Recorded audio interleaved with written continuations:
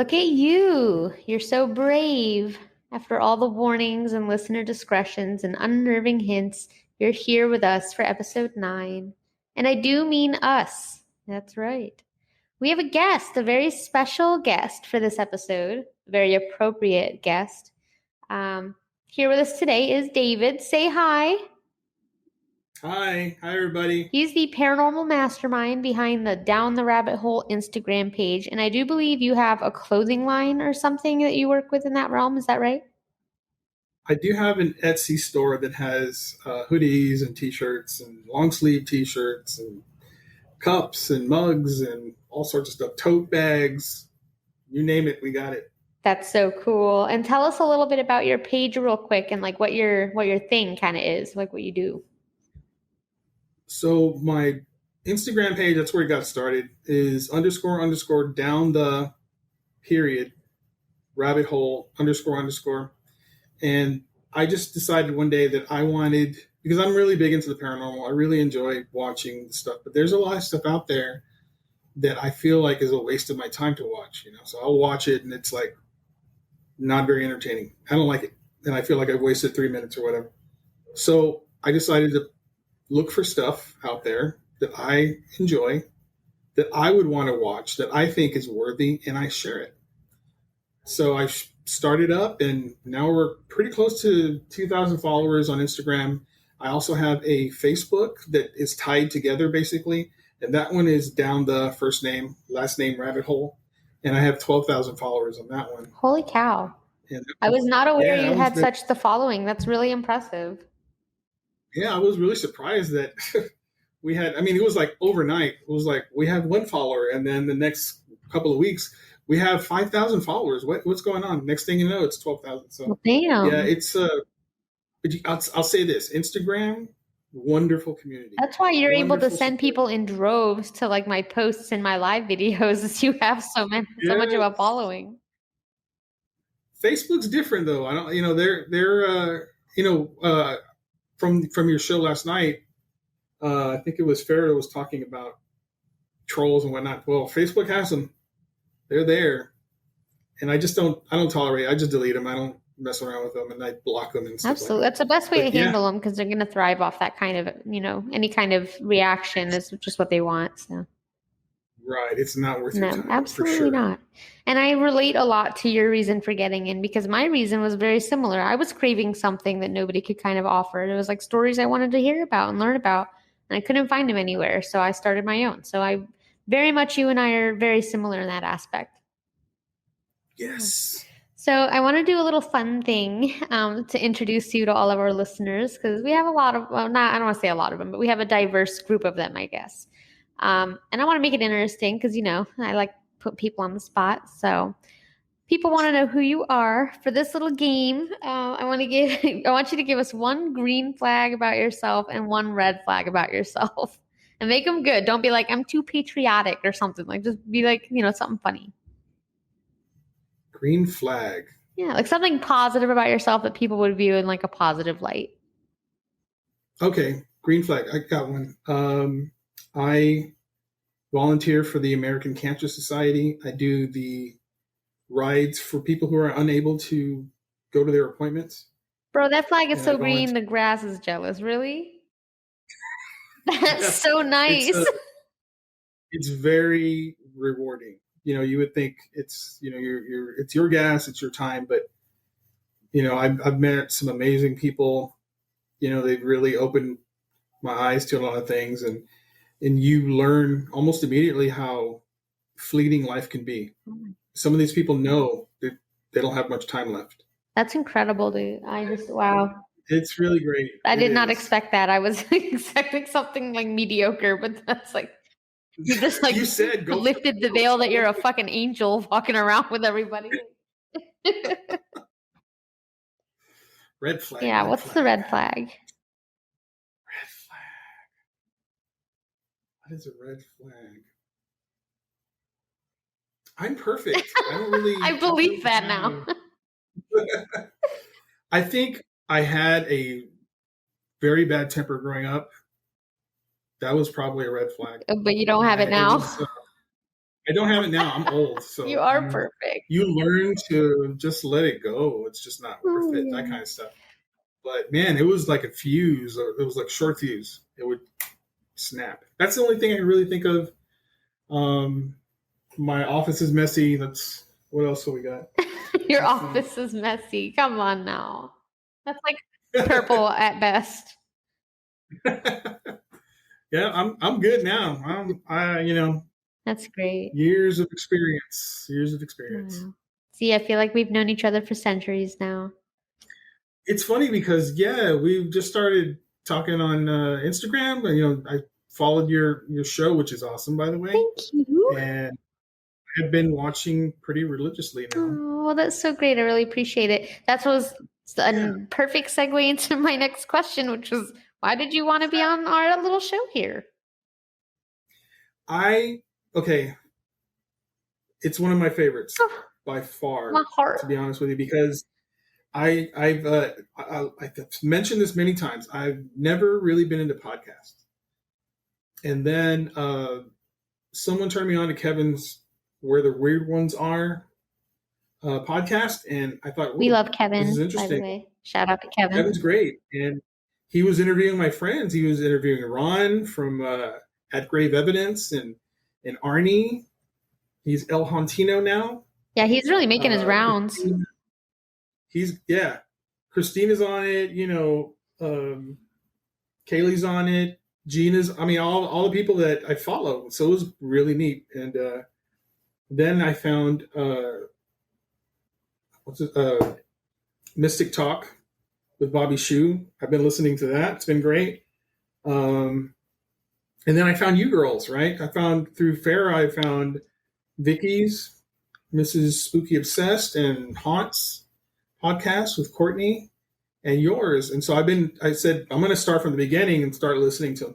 And I just love your show, man. It's just, it's very unique because, and here's the reason. All ears. The stuff you talk about is, it is bad. Some of the stuff you talk about, I'm listening to it and I'm crying on the inside. You see, it hurts on the inside. These people, I feel so bad for them. It does suck. Especially the animals. Yeah. It does suck quite a bit. And even researching it sucks. So I know hearing it sucks, but I'm just so honored and glad that you spend time. I mean, my episodes are long. So like, I just so appreciative that you've spent like a night's worth of your sleep listening to me ramble about true crime and animal attacks and stuff. I really appreciate it. And I'm glad that you're here with us today because this one is probably the worst one we've ever done. Yay! It is for sure the most graphic. All right, let's get into it. All right. Well, we got a couple things to knock out real quick. The normal, little beginner intro, thanks to our people, all that crap. But yeah, let's do our things. Oh my gosh. First, I have to tell you this ridiculous story real quick just to, make you happy, make you sad, make you happy kind of thing. So I work on the phones, right? And I was on the phones the other day, like for my day job. And I got this lady who was super, super mad. And she was like going out of her way to be offensive, like cursing at me. And I kept my cool, but I was like, I finally was like, ma'am, could you please like not curse at me? And she was like, why? And I was like, it's offensive. Like I was nice. I'm not like an asshole. I can hold my temper. Well, sometimes, but at work, because I'm being paid to. And then she says, she's like, offensive to who? And I was like, well, to me, the one that you're directing the profanity towards, like it's offensive to me. Wow. Her reply to me, I can't. Sorry. Her reply to me to that was, I'm a veteran and I paid for your right to be offended. So I don't give a shit. And I'm not going to lie. I couldn't even be mad because I was too busy just being impressed with the creative liberties that she took with her insults. I was like, she took it to another level I wasn't expecting. So I just had to drop that gem because I thought it was hysterical. I was like, I wasn't even mad, honestly. It was just funny to me that, like, yeah, you're right. You did pay for my right to be offended, so I guess I can't really say anything. Wow, impressive. Can I bring something up real quick? That second, okay. The last one with Rachel, the die on the hill thing. I thought that was hilarious. The whole Subway sandwich. Oh You had to go and get my God. me, and you you got into it with that guy. I thought that was hilarious. Yeah. And, She's the voice of reason for a lot of situations like that, to be fair. yeah, but she wasn't there, right? No. I work with her. I used to work with her, and I had left to like go get food on my lunch break. So I had come back in a flurry of like tears and frustration, and she had to deal with the aftermath of that. Bless her heart. But yeah. Yeah, I find myself getting into situations like that all the time. Like one time I was at Panera Bread because I DoorDash on the side. I think I've told you that. And I was at Panera Bread just picking up an order, and there was a lady there, and she was asking a girl at the counter like travel advice or directions how to get to the highway. And our road is pretty easy. Like as soon as you get to the road that's directly in front of the restaurant, you just head one direction and you inevitably run into the highway. So like the girl was trying to give her all these fancy directions that weren't making sense. So I waited because I was like, I'm not going to do it. I'm not going to interrupt. I'm going to let this happen. And I'm not going to get involved. Famous last words. So I got involved because it was like 7 minutes later and the old lady was getting really frustrated. And so I finally butt in because I could tell the worker as well was like annoyed as fuck. Like, what the hell? Like, what isn't this shit getting?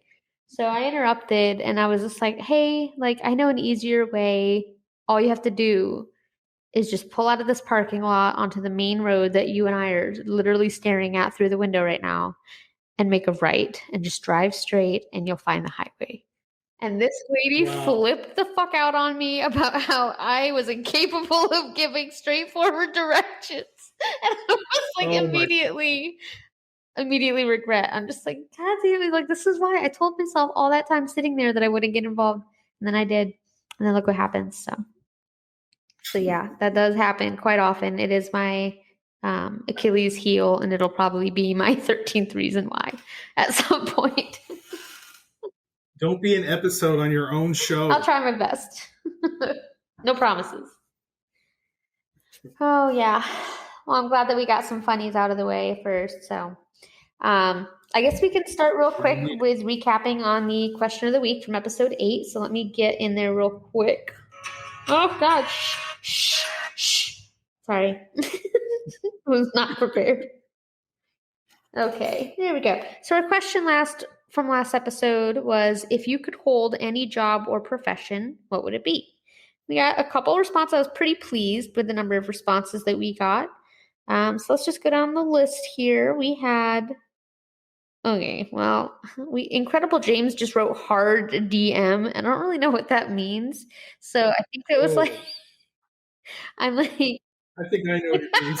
Well, he also tagged some place called the Writer's Warmth, which I think he's like trying to be one of those people like pay me to promote you or whatever. But like I just like I don't understand what hard, like a DM. I understand what that means, but like what does it mean when it's hard? What's a hard DM? Well, let's not go there because I think that would probably that's not a good thing. Don't do that. Is that like the opposite of software? Like hard? Yes. It is the opposite of soft, for sure. So that was a good one. We had Shaw_Dumbledon_ who said criminal psychologist, which is a really cool answer. That's like pretty cool. All right, I'm gonna have to. Yeah. What? I like that. What's happening? That was a little applause for that. Oh, I thought a toilet was flushing. Because all I heard was, I'm going to have to, and then that, and I was like, oh. I'm not in the bathroom, can I hold okay? it? Oh, gosh. Okay, yeah, there is some applause for that. That was a good answer. I agree. Now that I know it's applause. We had A Hiker 107, and she wrote, ooh, with a bunch of O's. I would be biologist studying native flora and fauna in my beautiful country of Canada. It would be perfect because I could spend a lot of time outdoors in the backwoods, which I love to do. Girl, you may not feel that way after the next episode. But that is a really cool aspiration to have. Wouldn't you agree? Hey, another Canadian. I know, right? Look at us Canucks taking over the world. You guys are pairing up pretty good right now. Divide and conquer, right?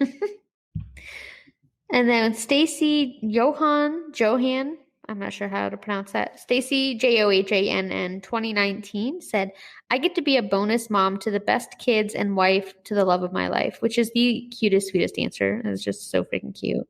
Oh, I love that. yeah. The Conversation Cabin, my girl Farah, she wrote, "I'm doing it right now, podcasting. I love it," which I agree. I love it too. So she Hey, does Farrah. the Conversation Cabin for everyone listening. If you want to support her in her dreams of being a podcaster, go check her out. And It's good stuff. Definitely go check it out. absolutely, yeah. She Paranormal has stuff. a killer spooky channel for sure. Mr. Thursday Night said midget wrestler, which I regret saying out loud because I feel like that is not PC, but I don't know the PC. Yeah. Yeah. Don't know that that was a real answer. Probably more of like a funny-ish kind of one, but yeah. Boo. And then last but not least, we had Down the Rabbit Hole, who said, "Even I was a kid, I wanted to be a scientist and a writer. Now just a writer." And ironically enough, we happen to have Down the Rabbit Hole right here. So do you want to elaborate on your answer? That's right. No. Yeah. Basically, I'll say this. My dream of being a writer when I was a young kid, I would write all the time. I got older, I'd write a little less, and it was like slowly killing my dream. I was slowly suffocating it, and it's been dead for quite a while. And was talking to Kevin not too long ago. I did a show where the weird ones are, and I was telling him, I'll never do this, but Kevin has this way of making you say things you're not comfortable talking about. And I told him about an idea that was parallel to something that was paranormal. And he thought it was great. And he said, "You need to write that." And so now I've got inspired again and restarted working on that story. So hopefully something will come out of this. That's really cool. I'm really excited for you. And I have a similar kind of dream. Like I have a lot of like goals that I would probably have said for that answer. But I also a good part of me wants to be a writer, which is why I like the podcast part of the research because I can kind of write it like a story. But I've been in the middle of writing a novel for like years, probably the better part of my adult life. And I let fear stop me because I'm like, oh, it'll never get published. This is a waste of my time. All of this effort is just going to be for nothing. But I think that you definitely have, just knowing your personality and your determination and like your ability to continually strive for bigger, better. Like I can tell through your channel that you do. I think you're going to be great at it and kick it out of the park or knock it out of the park. Whatever action you take against a ball in the park. Thank you, Amanda. Of course. And you're writing, what is it? What kind of genre of writing is it? So mine is a psychological thriller. Dude, we need to collaborate. Really? That's what I do, yes. Interesting. Yeah. I used to do a lot of horror. I was big into horror. Yeah. I had some crazy stuff. I had big dreams. Yeah, it's It's funny how, I don't know, I just like fell out of it after a while of not doing it so much. And I should get back into it because I am a good chunk of the way through it, but. Do it. Finish it. Why not? Self-publish. Maybe you can motivate me. Maybe you can, when you get started, let me read the first chapter and see if I can motivate me. Yes, that's what I'm here for. We'll Heck do that yeah. for sure. Yeah, that would be tight. Well, that's really awesome. And I'm sure that you're going to, like I said, you're going to kill that. Just knowing you for this short time. Oh, yeah. thanks. I mean, you volunteer. I mean, come on now. For the children and the cancer. For the children. Oh, squeaky chair's at it again. Look at him go. I did try to oil this. I just want you to know. I did some WD-40. It didn't do anything. Oh. Nothing. Well, is it a plastic chair? Yeah. Well, I know, but I thought it would. I was like, maybe part of it's metal, but no, it's just, I just need a new chair. But it's scary. We're collecting money to buy Amanda a new chair, so We'll start a GoFundMe. Yes. He's like a co-star though, right? It is. The dogs are co-star, your cats. All my animals at some point or another. My neighbors, the cars driving down the road. I love it. It's hilarious how you respond to it. It's awesome. I always have to call it out because I'd rather do that than just like pretend it didn't happen and leave people being like, exactly. What the fuck? It's perfect. Oh, man. Don't change a thing. I love that for us. Ugh, I had to freshen my lips with some water. I'm so sorry. Okay, let's run through recent followers. Let's do that. Let's see. Let's go to TikTok world. See who's followed us most recently. Melissa, Melissa 1226. Thank you for your follow. I have to go quite a while because a lot of people have been reacting to posts. Pingaso memes. All right. Pingaso memes. Thank you so much for your follows. So I'm sure I'm not saying that right. The mock draft guy, MD Abdullah 1371. Woe Stories and Myth, AA 12617. I bet you thought I was going to say Ron. Sam 80407. You guys have been so great. And Kate Brosman. Those are just the last few people. But thank you guys so much. Oh, here's a few more real quick. Spirit Queen, Oi Yada, Quell Fats Mom. I regret that. Well, that's enough for today. Thank you so much for following. I really appreciate it. I appreciate your interaction. Every time you comment or like or post or repost or whatever, it like boosts us. I really appreciate it, which is why when I see you liking a bunch of posts, I'm going to give you your like 30 seconds of mediocre fame, if you can call it that. Because I just do. I appreciate it. It gets us out there more. So thank you. Now let's head over to TikTok, where I'm sure a stupid, ridiculous ad will play immediately upon my launching of the app. And there we go. Yep, I got out of it in time. Our most recent follower on TikTok is Jay Frank. We're going to go over to Jay Frank's profile, see what he's got going on. Jay Frank, you have... Okay. What the fuck are these people doing differently that I am not seen to be doing? This guy has 4 videos. His last video has 1.4 million likes or views. I don't know what that is. He has 1.1 million views of another video, and the other 2 are over 750,000 views, yet he has 0 likes and only 85 followers. Please explain. What's the secret to TikTok, and why can't I get it? I try. Crazy. I'm not of that generation that's good at it. It's just, Well, thank you, Jay Frank / Jonathan Frank 5. And if you want to go follow Jay Frank and see his 4 outstanding videos that apparently have captivated the nation, please head over to his TikTok and watch his videos. Jay Frank, message us and let us know what the secret is. Yeah, honestly, damn. All right, let's do quick VIP shout outs. We have the Weekly Pour podcast. They have been raining down like little podcast love throughout the past few days. Really appreciate you guys. Go check them out. We have Miss Spooky Obsessed, my girl Vicky. She's been boosting us up, as well as Corny from Hans, Bear at the Conversation Cabin, 100%. The team.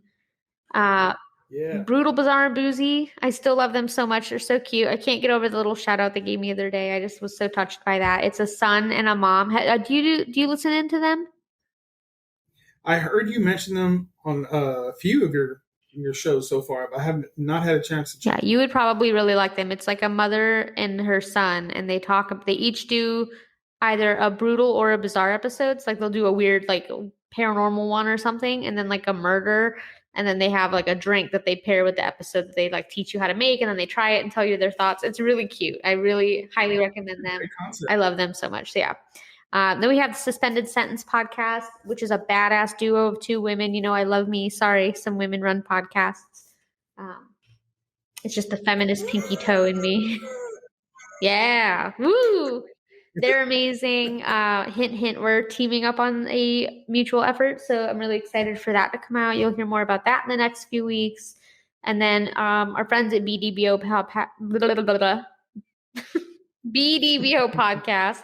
Bring the boots out. They're phenomenal. They are always showing us love. They even get on their personal accounts and like boost us and show us love and react on our stuff. I just love them to pieces. I couldn't ask for more supportive buddies, and I've never even met them in person. We've only just talked through Instagram, but I just love, they have a really great podcast too. So I highly recommend people who are into humor to go check them out because they have a great one. And again, I want to include our buddy Eddie. He's constantly hitting us up with like just really sweet little sayings, and like, oh my God, in the course of sitting here, I seem to have lost my phone. Oh no, there it is.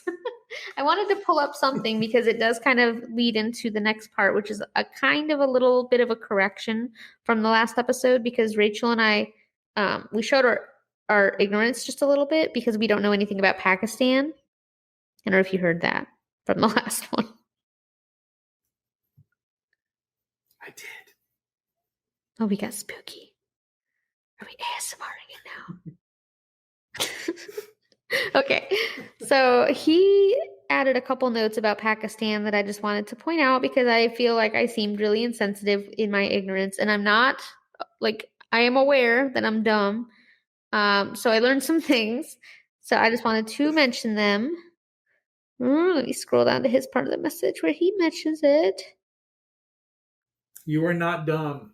Well, I mean, I'm just like, I wasn't interested. I didn't know anything about Pakistan beforehand. You're not going to know everything about everything. Well, I know, but still. Okay. So he sent me a link to Wikipedia. You know, Pakistan, the history preceding the country's independence in 1947, and it's shared with Afghanistan, India, and Iran. Interesting. Pakistan also served as the fertile ground of a major civilization and the gateway of South Asia to Central Asia and the Near East. It was very interesting. Yes. They were the first coastal migration route of early Homo sapiens out of Africa, which is pretty incredible. So, like, a lot of our history as a people kind of dates back to Pakistan in some way. Interesting indeed. I know. Well, I'm glad that I learned a little bit about Pakistan because I was certainly ignorant otherwise. So Pakistan's awesome, and I'm really honored that we were number 30 for their little list the other day. Their big list, I guess. And then, yeah, you already brought up that we did the Paranormal Project Fairs episode yesterday, or by the time people are hearing this, it was last Tuesday. But it was crazy. It was really, really wild. She compiled a ton of information about a really spooky haunted hotel. And yeah, you should definitely tune in and listen to it because it's here's a hint. It's like a more famous one in Virginia City. Ghost Adventures has been out there a few times. I think all of the big ghost groups have been out there a time or two. But definitely go check it out because she broke down all the history and has a lot of really good spooky info about that. So go check that out on her page. Yeah. Anything you want to talk about before we get into this shit? I did not know Virginia City's where? Nevada. See, I was like, oh, I thought it would be in Virginia. Yeah, you think so too. That made it hard researching too, because there is a place called Virginia City in Virginia, so it was hard to comb through the facts. But yeah, it's in Nevada. It's really, really spooky. That was where all of our hotels were. So Vicky did hers on the Silver Queen. I did mine on the Gold Hill, and then which is down the street, right? Just down the street, yeah. Spooky stuff. I found it very interesting that there was a ghost in the Silver Queen and a ghost in the hotel that's down the street, the one you did, that had the same name. Yeah, that was pretty wild to me too. And almost as soon as I heard it, I wanted to say something about it, but I hadn't done my episode yet, and I didn't want to give any steal anyone's thunder or give away anything. But I was like, yeah, that was really cool to find out that we both had the same ghost, in our research of what we found. What does that mean then? Do you think they travel down she goes up and down the street, and I'm going to hang out over here at the Silver Queen? No, yeah. You know what? Next Tuesday, I'm going to be over there. Well, she was a sex worker, so I just think that was her strip, man. That was they all kind of had their domain, and that was hers. It was that little street between those hotels, and maybe that's why she bounced back and forth between them. That's very interesting. That's my speculation. There's no fact behind that, but that's what I think, personally. Well, there's stories where ghost hunters or paranormal investigators will go. They'll do an investigation, a full investigation, and it'll be done. They'll go home, and then they have things happening in their home. So it's like whatever was over there came home with them. Yeah, followed them home. I hear stuff like that all the time watching those shows. Yeah. So I mean, that's extremely possible. I guess that they can do that. They can just travel. That's wild. Another thing I've learned today, actually, is coming from you've heard of shadow people, right? Well, I released 3 videos today on the shadow man, on the Hat Man, and he's supposed to be a shadow person.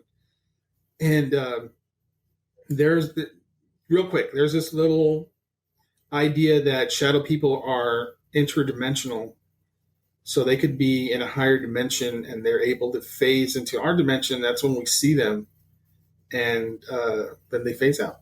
So that's something that's new, paranormal wise. I think it's the past 10, 15 years or whatever.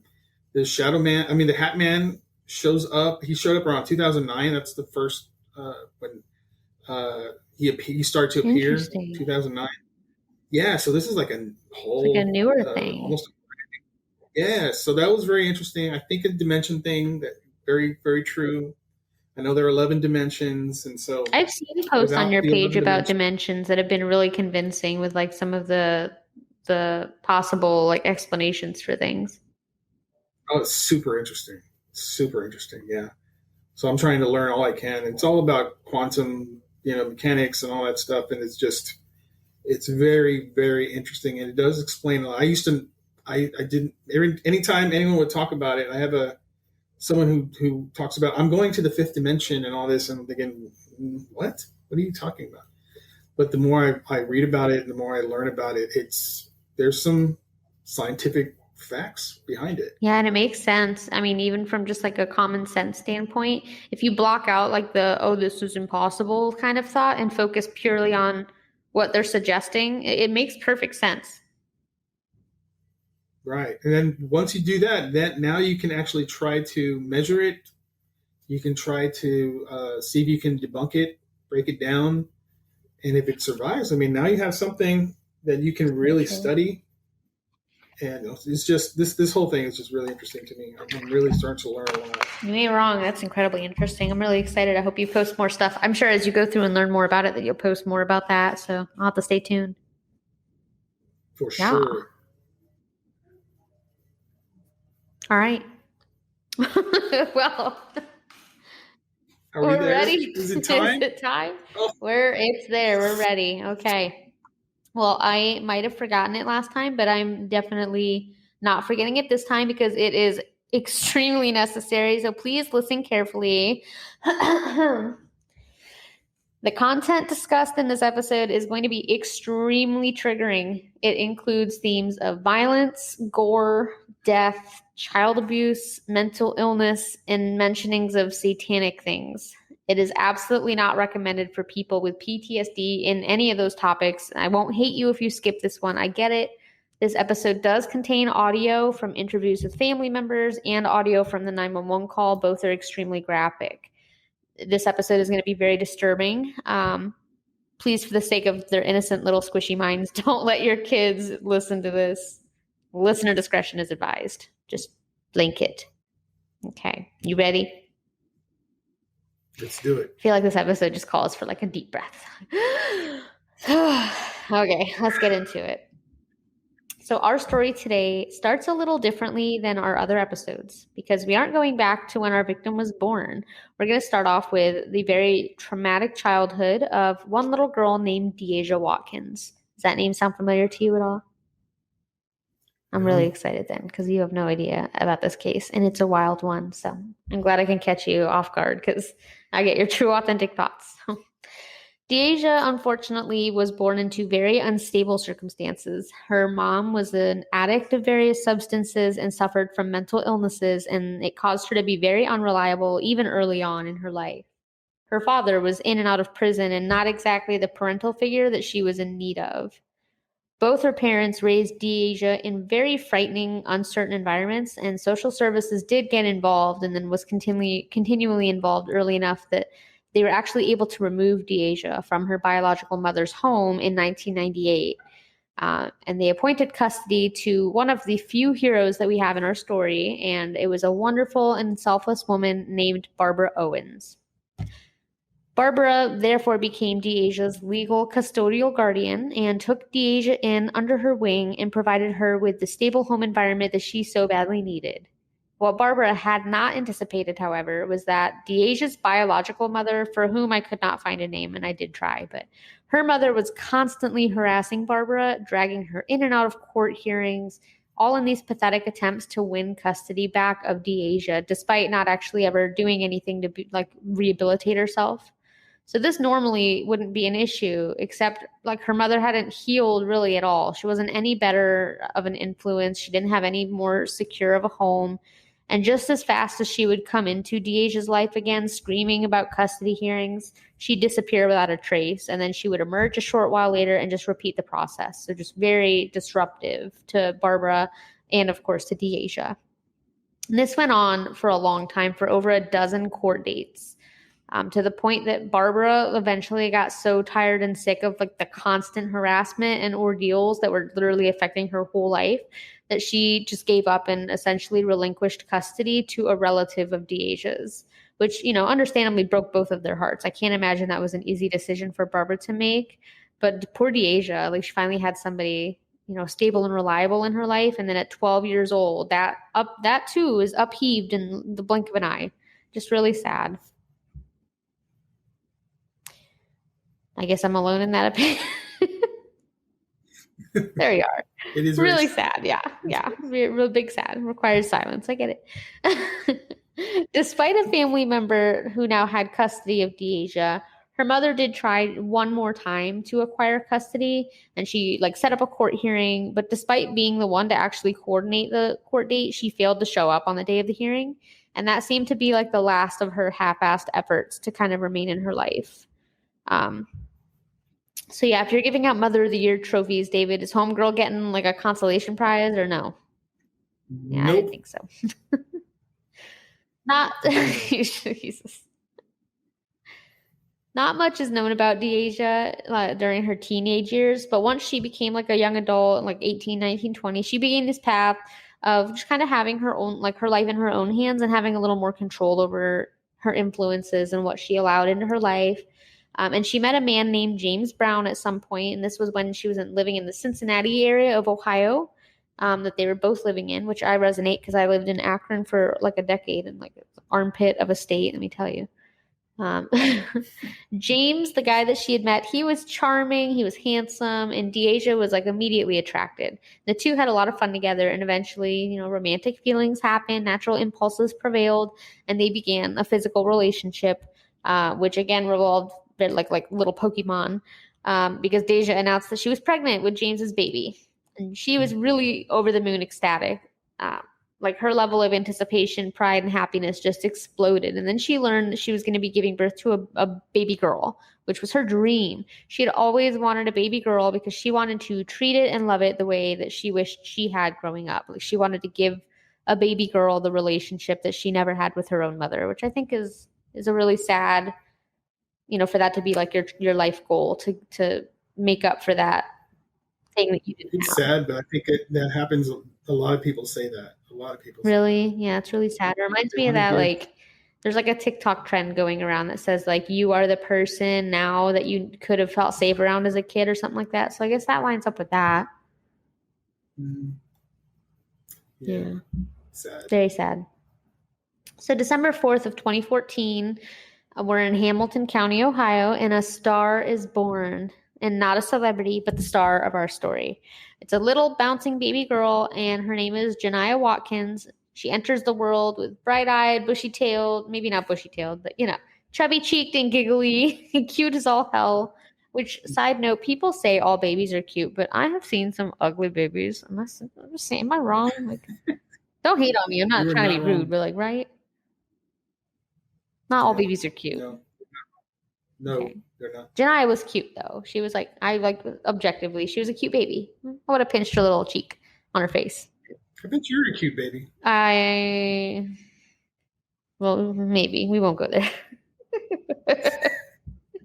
I might have reason for my opinion. Can I ask a question? Yeah. Why is her last name Watkins and not Brown? Because actually, that's a good question that you're going to ask. We'll explain it now. It doesn't seem that James was at the hospital from her birth, from what I understood, because he didn't really have any like established paternity to her throughout the story. So I don't think he was at the hospital. So I think that the baby took Deja's last name because James wasn't there. I don't know if they were like a situationship at that point or still together. I couldn't find much on their relationship following her birth, but he was definitely in her life. Okay. So everything in the first few weeks is like heavenly. Like Deja is a doting and loving new mother. James is like going to the end of the earth to protect his baby, like most good fathers, decent ones anyway.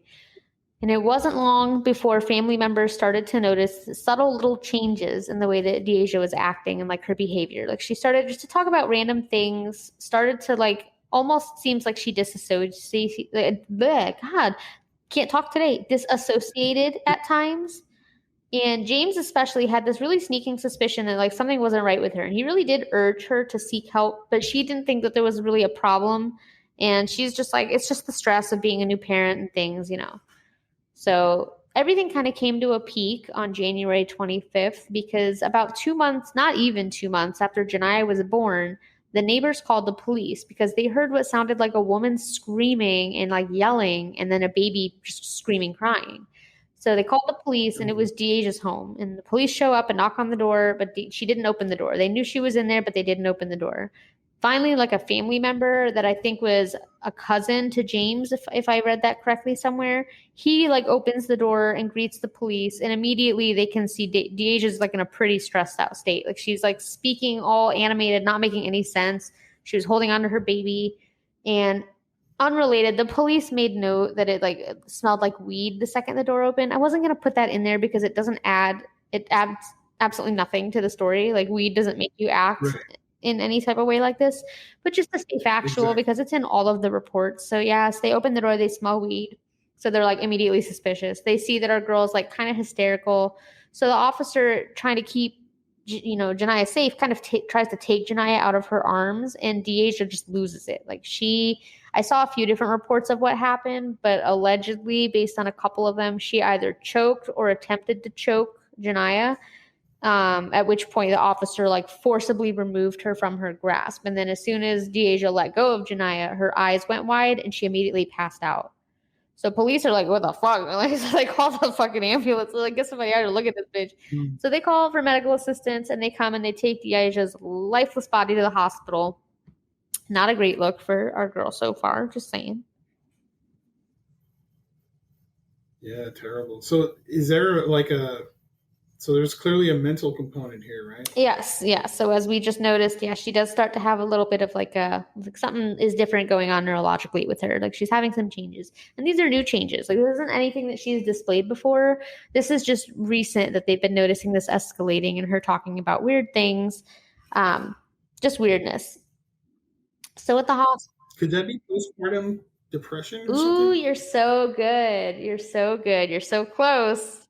So Deasia goes to the hospital and she's hospitalized for 3 days and they diagnosed her with postpartum psychosis. Ooh, interesting indeed. So we're going to put a pin in the story for just a second and we're going to talk about postpartum psychosis because up until the story, I had no idea what it was. And I know a lot of people listening probably don't know what it is either. So let me get my phone out here because, I can't have enough versions of notes at my disposal. I've literally got paper notes, my computer, my phone. I'm like the most organized person you'll ever meet. So postpartum psychosis, also known as puerperal psychosis or peripartum psychosis, involves the abrupt onset of psychotic symptoms shortly following childbirth, typically within 2 weeks of delivery, but usually less than 4 weeks.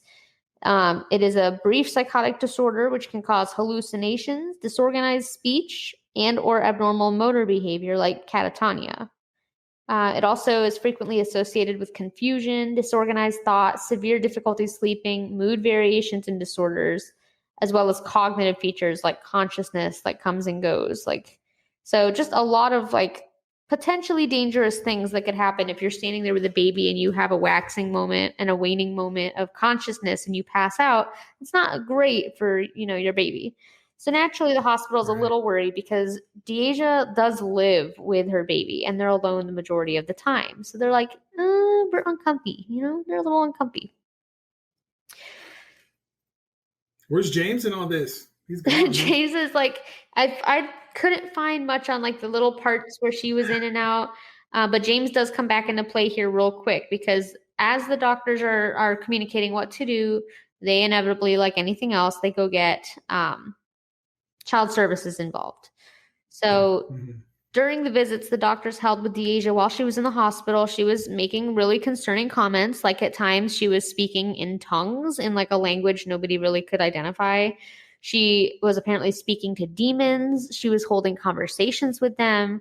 And her family members were all sharing stories and experiences of like when she was acting crazy, like quote unquote. So at this time, they're like, the hospital needs to go somewhere with additional supervision. So James, like we said, he takes temporary custody. He couldn't claim full custody because he wasn't at her birth. He had no paternity that he had established for her. They really couldn't prove that he was her like blood father. But since Hamilton County Job and Family Services or, social services had been involved, they needed somewhere for the baby to go. So they worked it out. They're like, okay, the baby can go to James. And then, so he is taking this role very seriously. He's never leaving her alone with Janiyah. And he still notices that she's kind of acting a little differently and a little odd, but he didn't realize she had never even filled her medication that she was supposed to be taking for her psychosis. So she's obviously not taking this as seriously.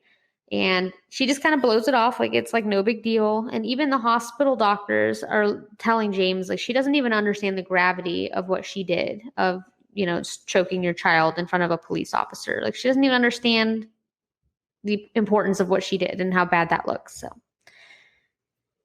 that's the psychosis, though. That's why she doesn't understand. I mean, yeah, I guess. Psychosis. Yeah, it must have to have been, but luckily, there is someone looking out for little Janiyah. Social services has not forgotten about her, and they know Deasia is living with the baby again, so they start making weekly checkups as soon as Deasia's out of the hospital and living there. Some visits were like a little over an hour, some were as short as 10 minutes, but over the next few weeks, they made over 10 trips out to see Janiyah. And to their relief, she looked really good. Like she was obviously being cared for. James was doing his part to ensure that his daughter was safe and all was well. But during one visit, James did find out and then divulge to the social services that Deasia never filled her prescription. He's like, she never went and filled it. And they get like a very stern warning to her that you need to go get your meds and you need to start taking them. And then James in turn got really Papa Bear, which I really appreciate him for stepping up this way. But he basically tells Deasia, either you get your shit together and get on the meds or you're out.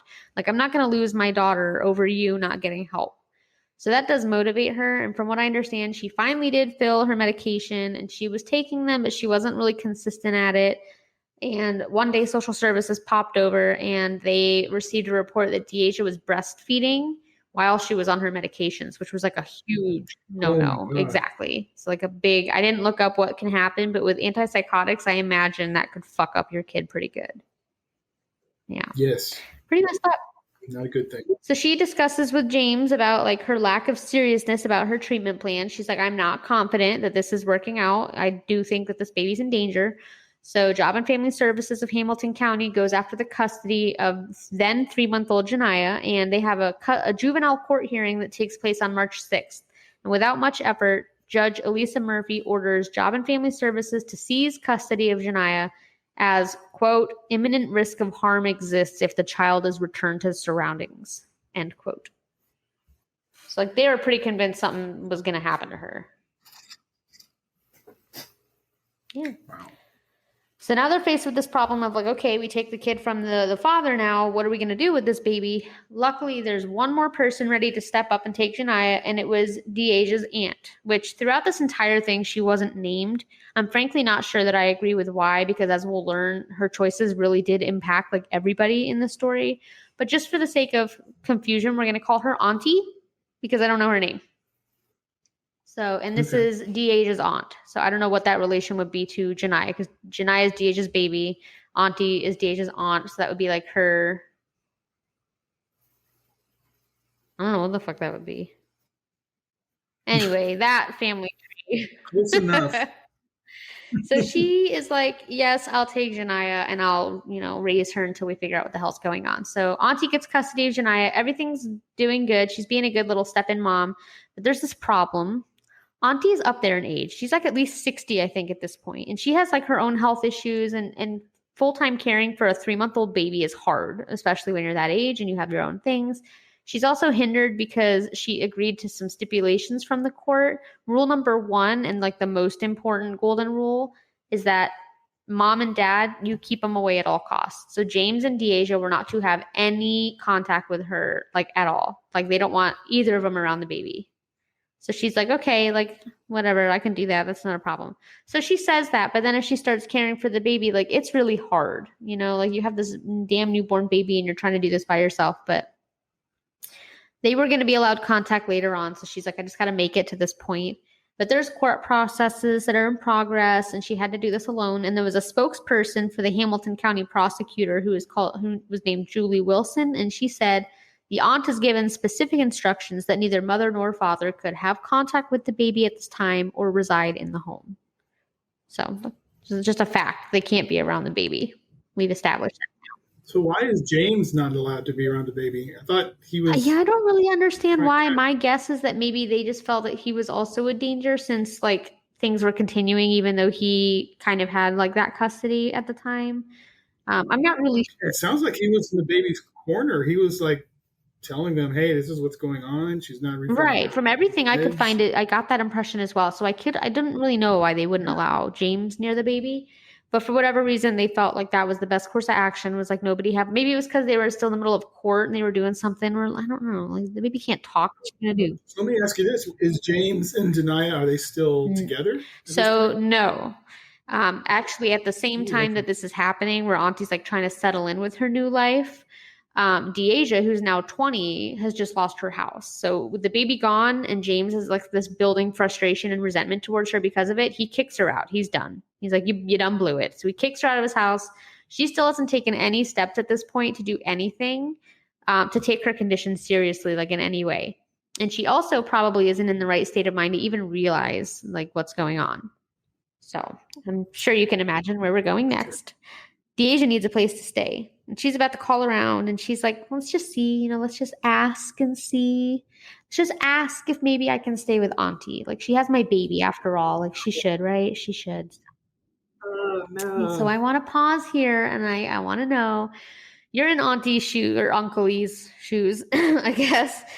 What are you doing? Your niece has documented mental health issues. You've agreed to a restriction from a court that your niece can't be around the baby who's in your care and custody, but she wants to move in. What are you doing? Me, I would say no. I would say no too. Straight up no. It's no. Here's why. Understand this. Go stay somewhere else until we get to this date, and then. Exactly. That was my opinion as well. It's like 100%. Go figure out your stuff. Once the courts allow it, you can come back. We'll pick up where we left off, like 100%. Yeah. Right. Well, she doesn't do that. She does not do that. Auntie makes a very, very, very poor decision.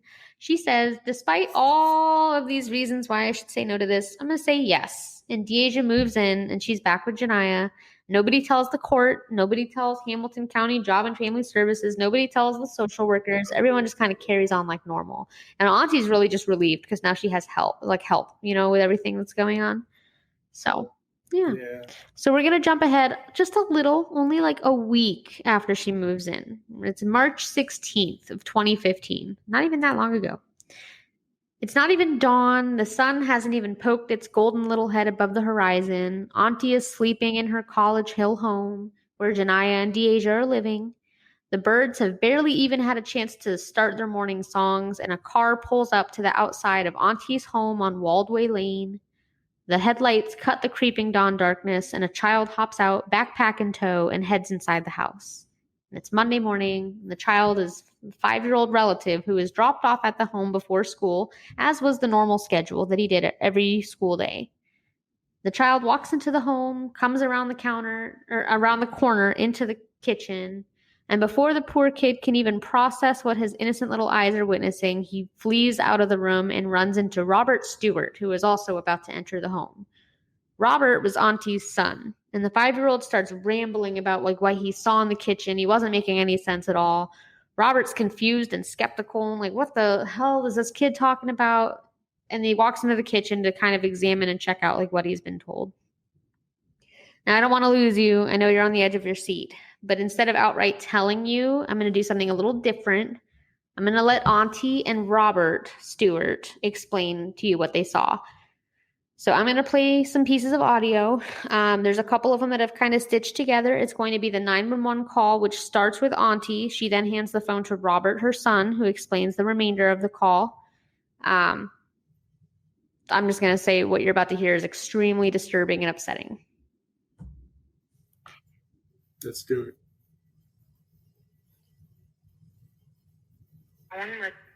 Say, somebody please send the police.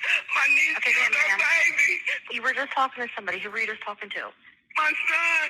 He came over here. He found that I was asleep, and he let his kids in to go to school because they go from my house. I need you to stop crying, okay? All I know is my son came in here and woke me up and said, Mama, the baby's dead. And I'm like, what are you talking about? What did you do? Because she killed this baby. Oh, God. Okay, why are you saying she killed the baby? Because the baby is in the room. She talked to my son about a How old is the baby? The baby is 3 months. What happened? What happened? Police. I don't know. This house is big. I don't know where my little cousin is. So can you please? Where is your 3-month-old baby? The baby is on my mama's kitchen counter with his head planted. Now I need you to please send me. Okay, is it a male or female? Know where my little cousin is at. Now if a little girl pop up with a weapon, I'm not gonna have a little cousin no more. So can you please? I know the story. Can you please just send the police? This man will just kill me. I can't take it. I don't think I can live through this. I don't think I can live through this. Oh God, I can't live through this. Oh no. I can't do it. I can't do it. Baby. My name is Jen. That boy, baby. That boy, baby. So that is the 911 call. And I know it's hard to hear because it's, a lot going on. But setting aside the fact that yet again, we have an extremely inconsiderate and unfit operator throughout this call. The call starts as Auntie crying hysterically. She manages to get out that the baby is 3 months old, and then she passes the phone to Robert, her son, and Robert carries on the conversation with the operator and explains that he found the baby on the counter with his head bashed in. He woke his mom up and they called 911. And that was, what you were hearing. Following that was audio from Auntie where she was taken at the police station for questioning. And that's her sobbing, saying that she can't live through this, saying that poor baby. It is absolutely gut-wrenching to hear. What the audio doesn't really describe is the scene in full detail. 3-month-old Janiyah was found deceased on the kitchen counter. She was decapitated. She had a broken arm and 15 stab wounds. The murder weapon, which was a large chef's knife, was placed in the baby's hand. And the biggest concern following this realization that this was, the reality, was that Dayvid might still be in the house. And there were children there who would come to the home to catch the bus before school. The poor 5-year-old who first found Janiyah was still there, and there was an imminent danger that a killer was on the loose in a home full of young children. So panic ensued, and I think the operator could have done a much better job of recognizing that. And if you can't have compassion, don't have that kind of job because people need you to give a shit. That is really disturbing. And I don't know, Dayvid, if you recall the episode that we did on Gloria Surge, who was attacked by the alligator, and the woman who tried to save her, her operator was yelling at her. Yeah, she was really rude. I think what happens is these people are burned out at this job. They're just burned out because it's over and over again. They're having to deal with this, and they get to a point where they just don't care anymore. Yeah, and I think that's a real thing. Yeah, I do understand that. I don't understand it, but I agree with what you're saying that that's probably what's going on. What makes me mad is that during episode 6, when we played the audio from the woman who killed 6-year-old Arthur Labino Hughes, that operator was sweet as pie and polite, and she had the murderer on the phone. So why is it people who just need help get attitude and judgment and people yelling over you, but you can murder a child and get the sweetest operator? It's not fair. I don't know. Maybe it's an American thing. I don't understand. They need to re-examine that, and they need to do their own quality control and realize, okay, we have someone who has reached a certain limit. We need to put them on something else. They can't do this anymore because they're burnt. They're completely burnt from this. No, I 100% agree. They need to have some kind of a test or a pulling of calls. I don't know if there's a quality team for operator calls, but there needs to be if there's not. This lady is telling her to stop crying. How what she pisses me off too at the beginning, she's like, you were talking to someone else, you weren't crying. Does that really matter right now? Like, why is that where your focus on the conversation immediately went, you know? Yeah, there's no explanation for that. There's no excuse, really. It's just callous. I mean, I'd be that way. I would be probably super stoic until the moment where I got somebody on the phone who can help with the situation, and then I would have broke down because that would be my nature to do. So that might have been what she was going through. And like, I don't agree with all the choices that Auntie made, but like, I don't think that she deserved to be spoken that way in that time when they're, and especially, you know, her son just trying to get some help out, and they're like, just, it doesn't make sense. Just send somebody out and then ask questions once you've handled the fact that somebody's on the way. I never heard her say, we have police on the way to you. You know, she just kept asking different questions. Yeah. Like, it's important that they know that you're on the way, and then you can do whatever. But I don't know. But anyways, police show up. They sweep the house. They find Dayvid, who's laying in bed, hidden, like wrapped up in the blankets and just covered with blood and in a total catatonic state. I did see a couple reports that she was clinging the baby's body and like wouldn't let go of it, but I didn't see that across all the reports. And I don't want to say that factually because it could go either way. I found kind of evidence of both ways. I don't think that she had the baby. I don't think they would have let her like take the baby after they found it. But I wasn't there. So, but obviously she was arrested, and I did watch her interview. It's not worthy of like recording and playing it because she doesn't say a word. Like the whole investigation, she doesn't really talk, but you can hear Auntie crying through the walls of like her investigation room, which is haunting. And she doesn't ever say anything or do anything or make any facial expression. She just kind of sits there in silence the whole time. And initially she pleads not guilty for reason of insanity.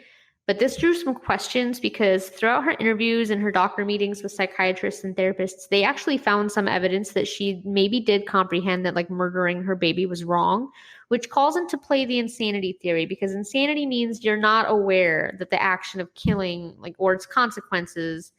But they apparently saw some pieces of the case that indicated that she was aware that killing the baby was wrong, and then she did it anyway, which is horrifying. But she did eventually change her plea to guilty in February of 2017, and then she underwent treatment, and she was found competent after her treatment and sound enough to undergo a trial. And despite her argument that that she might have been somewhat aware of her actions, there's no doubt something about her was off. And, obviously the whole like speaking in tongues part and the manner that Janiyah died, it wasn't a quick death. It was brutal and savage and just left her on the counter. I don't know. I did try to follow up on the 5-year-old kid that found it too, because I'm like, that kid's got to be messed up.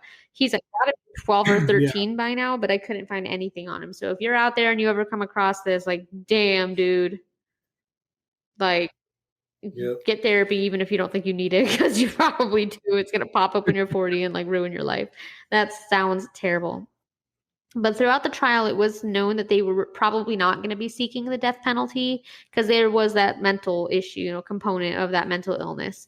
But she remained devout after her treatment. She was devout that she loved her daughter, and like she like was just loved her daughter, and that's all she could really say. If she loved her daughter, it's clearly a mental thing to say. I mean, because you love your daughter, that's how you love your daughter. But she was mentally ill. It's just obvious. She was mentally ill. And she was charged with aggravated murder, and she was given 15 years to life in prison with the opportunity to parole, I think, after 17 years. So here in like 10 or 12 years, she'll probably be out for parole. So Dayvid is still locked up. Poor James is destroyed. I did want to play a couple snippets from some interviews that were done after James like learned of her death and after Dayvid was arrested, of course. So I'm going to play that now. It's sad, but it's no worse than the other audio. So there is a quick statement from James and then another statement from a family member, like a cousin or something that witnessed things, and then back to James. So I'm going to play that now for you guys.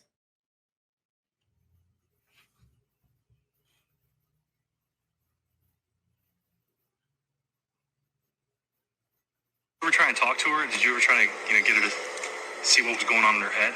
I mean, we talked, but it wasn't.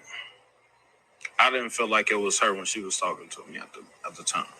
Like, it was different.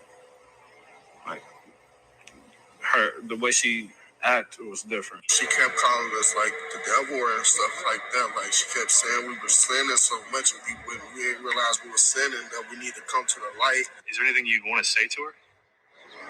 I mean, I want to figure out why would she do some stuff. So those are some interviews done from people who, directly witnessed the ways that she were acting. And the reason that I wanted to kind of save that a little bit until now was because I came across an alternate theory of what happened to Deasia that I really want your expert opinion on, because I found it really intriguing. So there's a speculation that, kind of a bizarre theory, that she was possessed potentially by some kind of, I don't know if you want to call it a demon, but some kind of thing. And that for whatever reason, the only way to rid it was to sacrifice someone. And she sacrificed her baby. And that's how she recovered so quickly from her mental issues. And I don't know much about this topic, but I know that you're well versed on all things paranormal. And based on the audio where, the family members are like, she was speaking in tongues, she was talking about the devil. She said we were sinning without realizing we were sinning, not being herself. What's your opinion on that theory?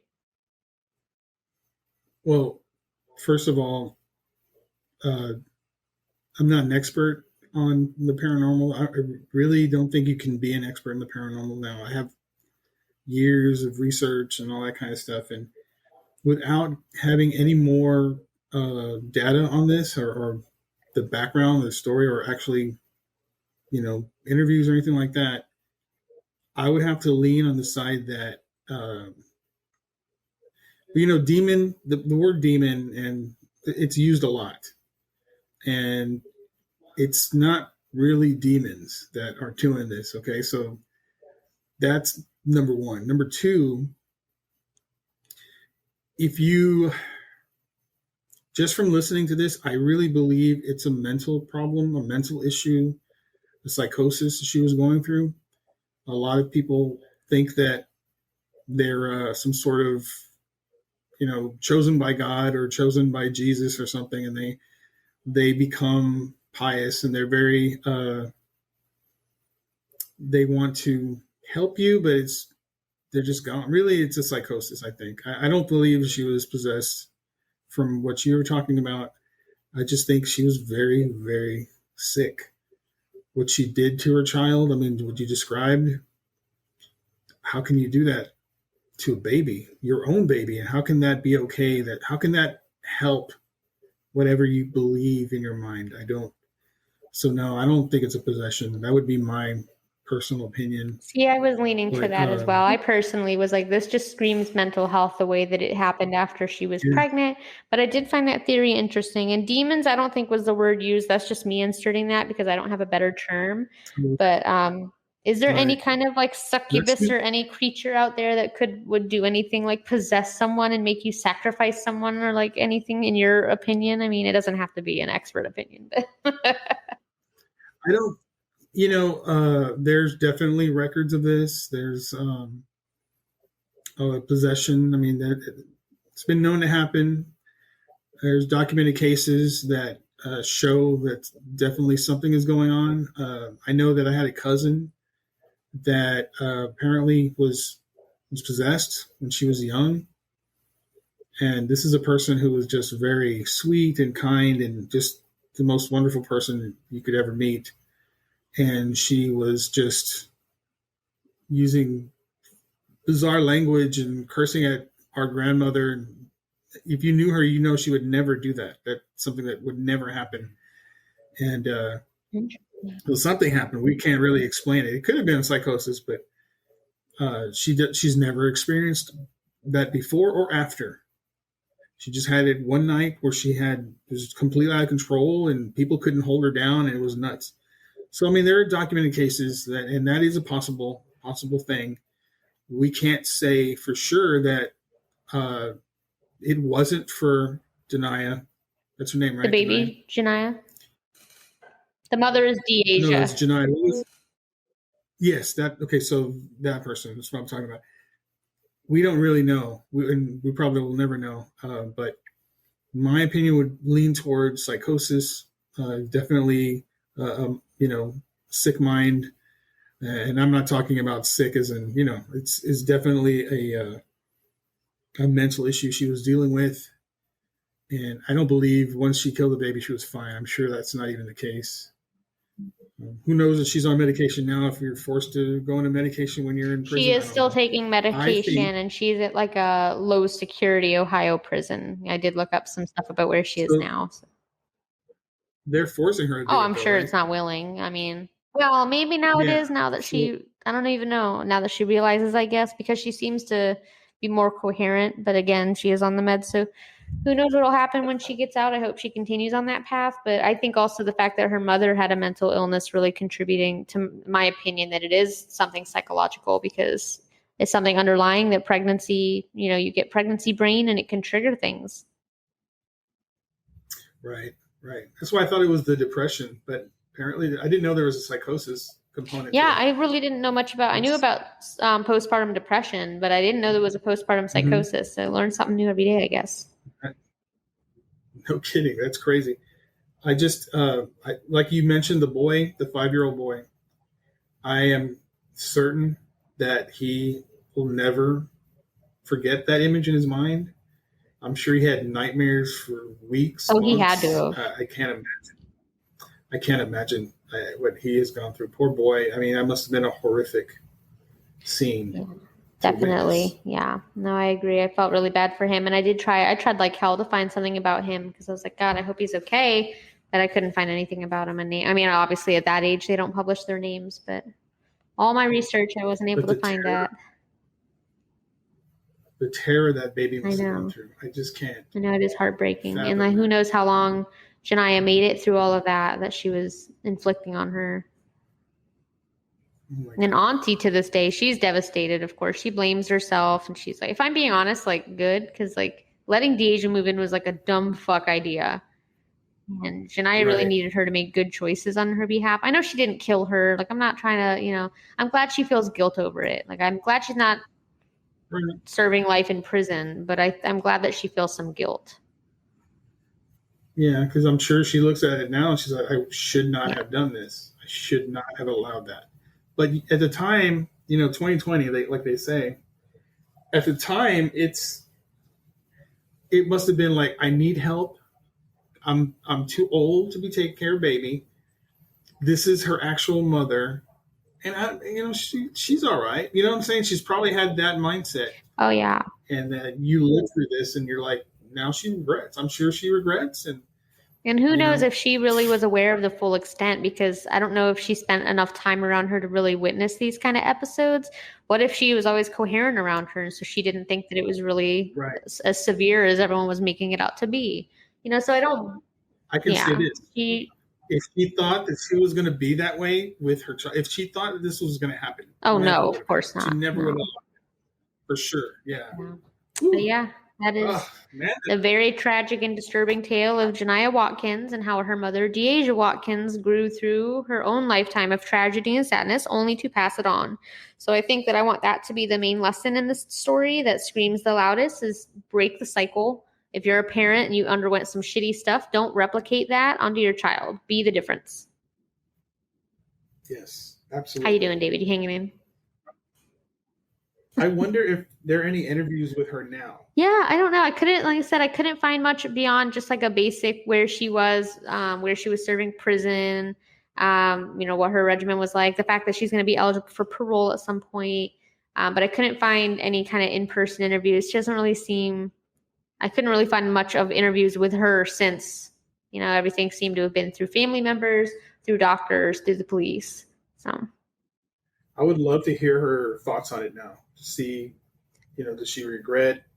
Obviously, I'm pretty sure she does, but I would love to hear her version of her thoughts on what happened and what she thinks. Well, if you hear that, if any of you listening have connections and you're able to get us in touch with Dayvid Watkins, we're willing to have her on the show to tell her side. There you go. I don't think she'll have many fans, but either way. Right. Oh, man. All right. So we'll get our too cool for school fact out of the way so that we can move on to the funny stuff, because I know this is really dark.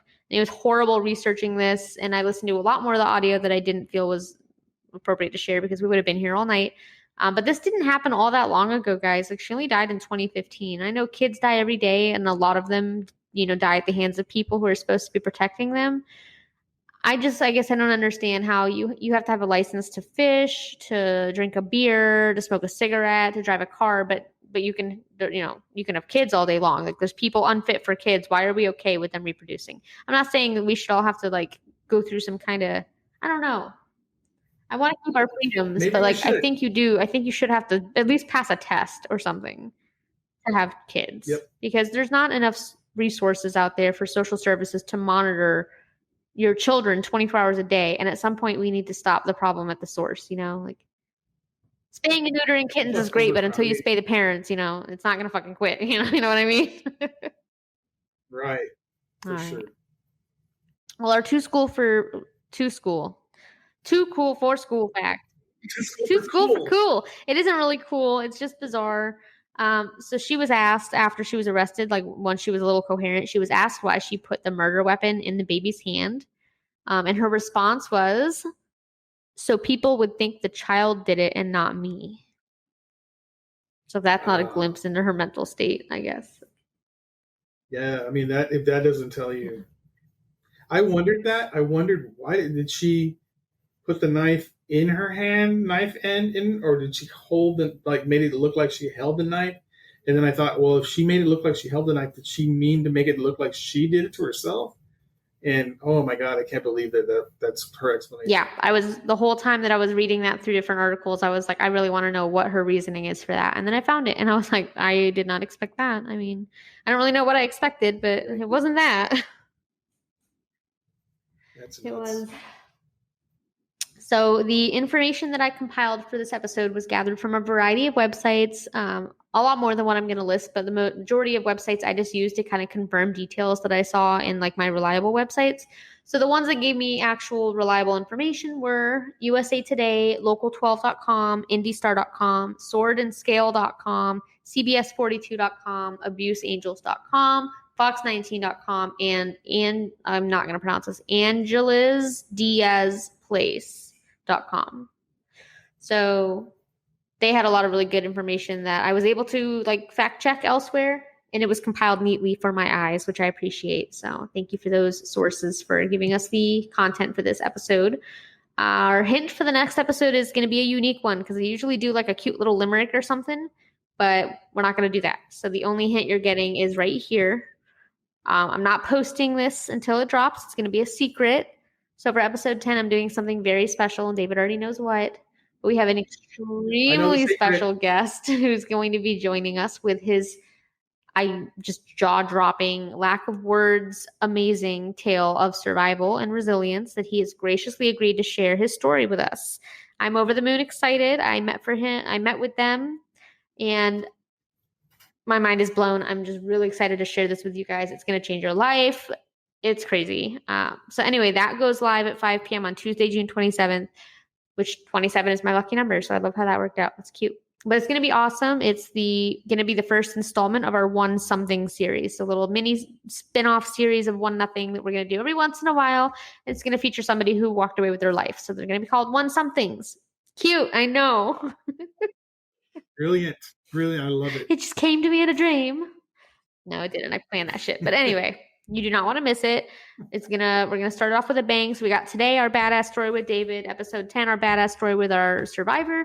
Episode 11, our badass story with another podcast we're collaborating with, and it's only gonna get better from there. Also, our buddy Dayvid is joining us for another podcast in the future, so you'll be seeing more of him or hearing more of him. Maybe seeing it by then. We're tossing around to YouTube, so we'll see. Might see him by then. You never know. So that's the hint. It's nothing cute or quirky. It's just, let's just talk business. So that's it. Before we go, last couple things, we're going to do our joke of the day. Let me get my phone because I had to put it in a note. It's a funny one. I actually have two jokes because this is such a fucked up episode. I felt like we needed some humor. So they're two jokes and they center around Ohio because that was the closest I could find in relevance that I felt comfortable joking about for this one. So they're jokes about Ohio. Are you ready to laugh? I see you blinking and waiting. Okay. Please, my first joke. Why wasn't Jesus born in Ohio? because he had the sense not to be born. Close enough. They couldn't find 3 wise men and a virgin. Oh, Which is not far from the truth. I lived there. So, all right. Then my other yes, the applause. We need you for sound effects. Yeah. And then my other one is a little bit longer, but just as funny. So this one is about a police officer who pulls over an elderly couple. He walks up to the driver's side window, and the husband who's driving rolls down the window, and the cop is like, "Give me your license and registration." The wife is hard of hearing, and she's in the passenger seat. So she yells, "What? What did he say to you?" The husband replies loudly, "He wants my license." So the officer's asking him, like, "Do you know how fast you're going?" And the wife is like, "What did he say?" The husband yells back, "He says I was speeding, dear." So the officer looks at the license and he's like, "Oh, you're from Ohio. That's funny. You know, I used to live in Ohio. Worst place ever. I was seeing this woman there. It was miserable. She would never shut up. She couldn't cook for shit. She constantly belittled me, and the lovemaking was just terrible." The old lady once again yells, "What? What did he say to you?" The husband yells back, "He said you two used to date, honey." So I thought those were the cutest little dad jokes. There's your Ohio Love jokes it. That was for funny. today, which I'm allowed to tell because I lived in Akron for a decade. So fuck off. I can tell them. Can I tell a joke? Absolutely.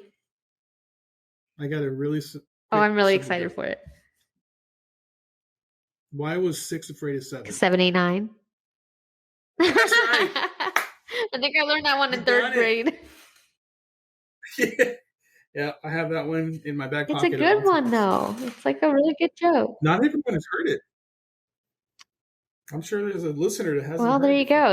You've expanded their horizons. There you go. It's always a good time with the dad jokes. I can't help myself. I'm like, should I really do one? But you know, all of our episodes are sad, and if I do it for one and not the other, then it'll just make me look biased. So everybody gets a joke, regardless of how terrible your slaughter was. You get a joke. I'm sorry. Well, I can tell you from listening to your show, and this has been a great experience, by the way. Great. Thank you so much. I'm so glad that you feel that way. It's really unique because it's kind of like I was listening to the story, like I was actually listening to the show. So it was like, oh wait, I'm on the cool. show. I gotta say something. I would probably been the same way. But yeah, this has been great. Thank you so much for having me on. Freaking love this. This has been fantastic. And the best part is I feel better now after the jokes. I feel much better. It happens every episode. I feel much better after. Bum you out, bring you back. See? Yep, it works, and I feel better. Thank you. I'm so glad that we did it. I'm really glad that you were able to join me tonight, and this was a great time. I'm really pumped for the next one. And is there anything you want to leave the people? I don't want to leave the people. I want to stay. Okay. Well, he wants to stay with you guys. There you go. That should make everybody feel warm and fuzzy for a good long time. Where can we go if we want to follow you again? Give us your ats and your tags. So Down the Rabbit Hole on Instagram and Facebook. I actually have books out. I have journals out, and I have a word search book called Haunted America. You can find that at Amazon. If you look up Haunted America, it's a word search. It's beautiful. I love it. It's great. It's 100 different haunted areas, cryptids, well-known people that haunt, like the three-legged woman. That's one. Another one is like the Jersey Devil. And so it's 15 words that are relevant to the if it's a Jersey Devil, they're relevant to the Jersey Devil. If it's a three-legged woman, relevant to that. The Laurie Mansion, all that stuff. And also, I have merch at www.deeperdown.store. Yes, and it's really sick merch, let me tell you. Check it out. I'm wearing some right now. I'll drop a photo for sure. Yeah, check it out. It's great. You'll love it. All right. Well, that's so awesome. Definitely go check him out, guys. I'm telling you, his shit is amazing. His page is outstanding. Don't watch it if you're laying in bed alone. That's my advice, because you be scaring me sometimes with the shit that you share. But it's the stuff nightmares are made of, but in a good way. So if you like to get scared, go check him out. I'm telling you, he's got the cure for all of your spooky needs. And I enjoyed this little shindig. I had a good time. So thank you so much for coming and doing this with us. And if you want to say it, you go ahead. Wait, what? Rachel doesn't know it either. It's okay. Don't die. Stay alive. Close enough, though. Don't die. Stay alive. More condensed, shorter version. So don't die, everybody. All right. Take care. Thanks. Do it again.